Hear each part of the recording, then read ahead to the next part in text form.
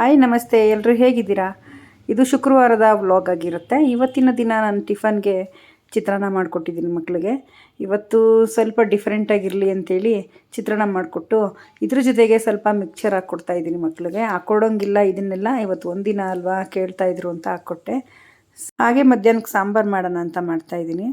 ಎಷ್ಟು ಗೊತ್ತಾ, ಯಾರಾದರೂ ಗೆಸ್ಟ್ ಬಂತು ಅಂದರೆ ಅರ್ಜೆಂಟಾಗಿ ಏನಾದರೂ ಮಾಡಬೇಕಲ್ಲ ಅಂತ ಥಿಂಕ್ ಮಾಡ್ತಾ ಇರಬೇಕಾದ್ರೆ ಒಂದು 5 ನಿಮಿಷ ಕುತ್ಕೊಳ್ಳಿ ಅಂತ ಹೇಳ್ಬಿಟ್ಟು ಮಿನಿಮಮ್ ಒಂದು ಕಾಲು ಗಂಟೆಯಲ್ಲಿ ಈ ಅಡುಗೆ ಮಾಡ್ಬೋದು ನಾವು.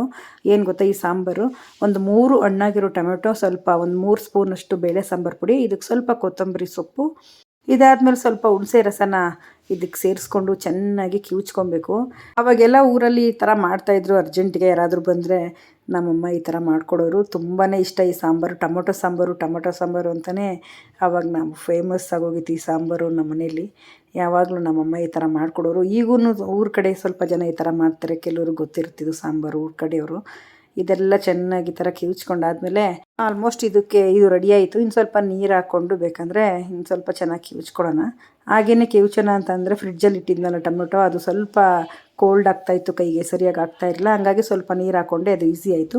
ಇದಾದಮೇಲೆ ಸ್ವಲ್ಪ ಕರಿಬೇವಿನ ಸೊಪ್ಪು, ಸ್ವಲ್ಪ ಬೆಳ್ಳುಳ್ಳಿ, 1 ಗೆಡ್ಡೆ ಈರುಳ್ಳಿ ಮತ್ತು ಒಣಮೆಣ್ಸಿನ್ಕಾಯಿನ ರೆಡಿ ಮಾಡ್ಕೊಂಡಿದ್ದೀನಿ ಒಗ್ಗರಣೆಗೆ ಸ್ವಲ್ಪ ಎಣ್ಣೆ ಹಾಕಿ ಸಾಸಿವೆ ಸಿಡಿಸ್ಕೊಂಡು ಒಂದು ಅರ್ಧ ಸ್ಪೂನ್ನ ಅದಕ್ಕೊಂದು 3 ಒಣಮೆಣ್ಸಿನ್ಕಾಯಿ ಹಾಕ್ಕೊಂಡಿದ್ದೀನಿ. ಅದಾದಮೇಲೆ 1 ಗೆಡ್ಡೆ ಬೆಳ್ಳುಳ್ಳಿನ ಜಜ್ಜಿ ಹಾಕ್ಕೊಂಡಿದ್ದೀನಿ. ಸ್ವಲ್ಪ ಕರಿಬೇವಿನ ಸೊಪ್ಪು ಮತ್ತು 1 ಗೆಡ್ಡೆ ಈರುಳ್ಳಿನ ಸಣ್ಣದಾಗಿ ಉದ್ದುದ್ದು ಕಟ್ ಮಾಡಿ ಹಾಕ್ಕೊಂಡು ಇದನ್ನು ಸ್ವಲ್ಪ ಚೆನ್ನಾಗಿ ಫ್ರೈ ಮಾಡ್ಕೊಳ್ಳೋಣ. ಇದಕ್ಕೆ ಬೇಕಿದ್ದರೆ ಸ್ವಲ್ಪ ಹಿಂಗೆ ಹಾಕ್ಕೋಬೋದು. ಹಿಂಗೆ ಹಾಕ್ಕೊಳ್ಳೋದ್ರಿಂದ ಸ್ವಲ್ಪ ಡೈಜೆಷನ್ ಎಲ್ಲ ಚೆನ್ನಾಗಾಗುತ್ತೆ ಅಂತ ಸ್ವಲ್ಪ ನಾನು ಹಾಕಿದ್ದೀನಿ ಹಿಂಗೆ ಹಾಕ್ಕೊಂಡು. ಕೆಲವ್ರು ಹಿಂಗೆ ಹಾಕ್ತಾರೆ, ಕೆಲವ್ರು ಹಿಂಗೆ ಹಾಕಲ್ಲ. ಹಾಗೆಲ್ಲ ಊರ ಕಡೆ ಹಾಕ್ತಿರ್ಲಿಲ್ಲ. ಇವಾಗ ಎಲ್ಲರೂ ಹಾಕಿದ್ರೇ ಒಳ್ಳೆಯದು, ಯಾಕೆಂದರೆ ಫುಡ್ಡು ಬೇಗ ಡೈಜೆಷನ್ ಆಗಬೇಕಲ್ಲ. ಹಾಗಾಗಿ ಇದನ್ನು ಸ್ವಲ್ಪ ಚೆನ್ನಾಗಿ ಫ್ರೈ ಮಾಡಾದಮೇಲೆ ನಾವು ಆಲ್ರೆಡಿ ಕಿವುಚ್ಕೊಂಡು ರೆಡಿ ಮಾಡಿ ಇಟ್ಕೊಂಡಿದ್ವಲ್ಲ ಟೊಮೆಟೊ ಮತ್ತು ಸಾಂಬಾರು ಪುಡಿ, ಅದನ್ನು ನಾವೀಗ ಸೇರಿಸ್ಕೊತಾ ಇದ್ದೀವಿ. ಅದ್ರ ಜೊತೆಗೆ ಸ್ವಲ್ಪ ನೀರು ಹಾಕ್ಕೊಂಡು ಎಷ್ಟು ತಿಕ್ನೆಸ್ ಬೇಕು ನಮ್ಗೆ ಅಷ್ಟು ಹಾಕ್ಕೊಳ್ಳೋಣ. ಸ್ವಲ್ಪ ತೆಳ್ಳಗೆ ಮಾಡ್ಕೊಳ್ಳೋಣ. ಈ ಸಾಂಬಾರು ತುಂಬ ಚೆನ್ನಾಗಿರುತ್ತೆ. ಇದಕ್ಕೆ ಸ್ವಲ್ಪ ಉಪ್ಪು ಹಾಕ್ಬಿಟ್ಟು ಇದನ್ನು ಒಂದು 5 ನಿಮಿಷಗಳ ಕಾಲ ಕುದಿಸ್ಕೊಂಬಿಟ್ರೆ ಸಾಂಬಾರು ರೆಡಿ ಆಗಿಬಿಡುತ್ತೆ. ಎಷ್ಟು ಬೇಗ ಆಗುತ್ತೆ ಅಂದರೆ ಒಂದು 20 ನಿಮಿಷದಲ್ಲಿ ನಿಮ್ಮ ಸಾಂಬಾರು, ರೈಸು ಮತ್ತು ಇದ್ರ ಜೊತೆಗೆ ಹಪ್ಪಳನೋ ಏನೋ ಒಂದು ಸಂಡಿಗೆನೋ ಕರ್ಕೊಂಬಿಟ್ರೆ ಒಂದು ಟೈಮ್ ಅಡುಗೆ ಬೇಗನೆ ಮುಗ್ದೋಗುತ್ತೆ. ನಾನು ಇದ್ರ ಜೊತೆಲಿ ಸ್ವಲ್ಪ ಸಂಡಿಗೆ ಮಾಡ್ಕೊಂಬಿಡೋಣ ಅಂತ ಅದನ್ನು ಕೂಡ ಮಾಡ್ಕೊತಾ ಇದ್ದೀನಿ. ಮಧ್ಯಾಹ್ನದ ಊಟದ ಜೊತೆಗೆ ಈ ಸಾಂಬಾರಿಗೆ ಸಂಡಿಗೆ ಏನಾದರೂ ಸೈಡ್ಸ್ಗೆ ಇರಬೇಕು, ಹಾಗೇ ಊಟ ಮಾಡೋಕ್ಕಾಗಲ್ಲ. ಹಾಗಾಗಿ ಸ್ವಲ್ಪ ಸಂಡಿಗೆಗಳಿದ್ದು ಅದನ್ನು ನಾನು ಕರ್ಕೊತಾ ಇದ್ದೀನಿ. ತುಂಬಾ ಚೆನ್ನಾಗಿರುತ್ತೆ ಸಾಂಬಾರಂತೂ, ತುಂಬ ಟೇಸ್ಟಿಯಾಗಿರುತ್ತೆ. ಈ ಟೊಮೊಟೊ ಸಾಂಬಾರು ರುಚಿಯಾಗಿರುತ್ತೆ. ಸಾಂಬಾರು ಕೂಡ ರೆಡಿಯಾಗೋಯ್ತು. ಈ ಕಡೆ ಸಾಂಬಾರು, ಈ ಕಡೆ ರೈಸು, ಈ ಕಡೆ ಸಂಡಿಗೆ 3 ರೆಡಿ ಮಾಡಿಟ್ಟಿದ್ದೀನಿ. ಎಷ್ಟು ಪಟಾಪಟ ಅಂತ ಒಂದು 20 ನಿಮಿಷಕ್ಕೆಲ್ಲ ರೆಡಿ ಆಗೋಯ್ತು. ಅದಾದಮೇಲೆ ಏನಾದರೂ ಸ್ನ್ಯಾಕ್ಸ್ ಮಾಡಿಕೊಡೋಣ ಇವತ್ತು ಅಂದ್ಬಿಟ್ಟು ಮಕ್ಕಳಿಗೆ ಒಂದು ಬೌಲ್ಗೆ ಒಂದು 4 ಸ್ಪೂನಷ್ಟು ತುಪ್ಪ ಹಾಕ್ಕೊಂಡಿದ್ದೀನಿ.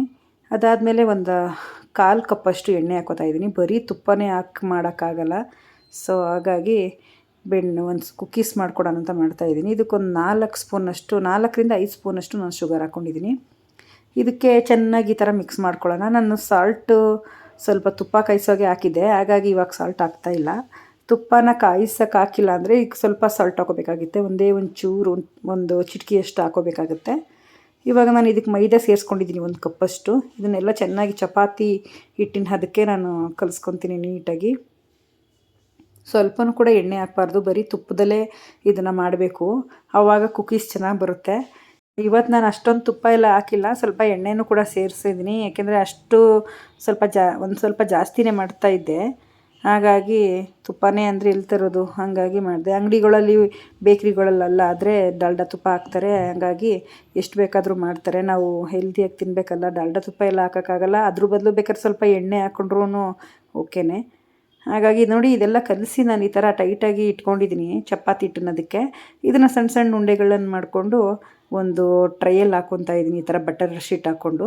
ನೀವು ಬೇಕಿದ್ರೆ ನಾರ್ಮಲ್ಲಾಗಿ ಇದರಲ್ಲೂ ಮಾಡ್ಬೋದು, ಸ್ಟವ್ ಮೇಲೂ ಆರಾಮಾಗಿ ಕಡಾಯಿ ಒಳಗಡೆ ಒಂದು ಪ್ಲೇಟ್ ಇಟ್ಬಿಟ್ಟು ಮಾಡ್ಬೋದು. ಸ್ವಲ್ಪ ಉಪ್ಪು ಹಾಕಿ ಆ ಥರ ಏನಾದರೂ ಸ್ಟ್ಯಾಂಡ್ ಇಟ್ಟು ಮಾಡ್ಬೋದು, ತುಂಬ ಚೆನ್ನಾಗಿ ಬರುತ್ತೆ. ಅದನ್ನು ಅಷ್ಟೇ 10 ನಿಮಿಷಗಳು ಬೇಕ್ ಮಾಡಿದ್ರೆ ಸಾಕು.